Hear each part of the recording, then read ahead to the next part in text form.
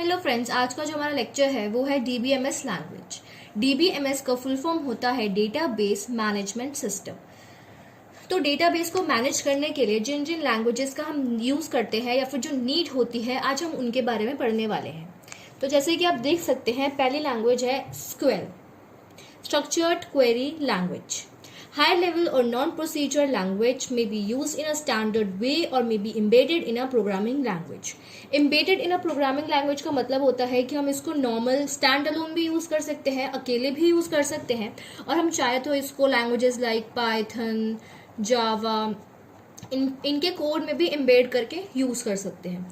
Structured query language is the database language by the use of which we can perform certain operations on the existing database, and also we can use this language to create database. SQL uses certain commands like create, drop, insert, etc.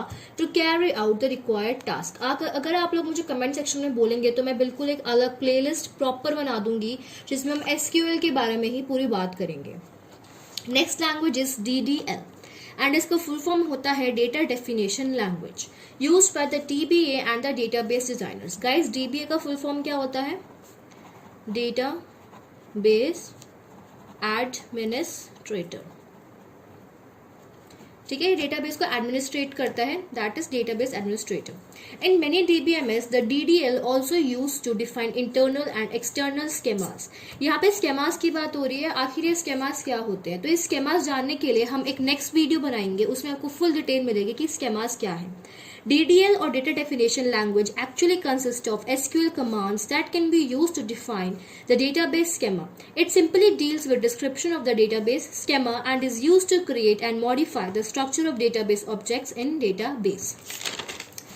So next हमारे जो इसमें है, हम देखेंगे examples of DDL commands. Create, साफ साफ पता चल रहा है कि used to create database or its objects like table, index, function, views, etc. Then drop का मतलब क्या? डिलीट कर देना ऑब्जेक्ट को फ्रॉम डेटाबेस। ऑल्टर का मतलब क्या? किसी भी चीज को चेंज करना, मॉडिफाई करना। So use to alter the structure of database. Rename is use to change the name of the object. Next we have VDL and STL, view definition language, storage definition language. In some DBMS, separate store definition language and VDL are used to define internal and external schemas. STL is typically realized by a DBMS commands provided to the DBA and database designers. Guys, so जो आगे की language है वो हम next part में cover करने वाले हैं. So for the next languages, see the next part. Thank you.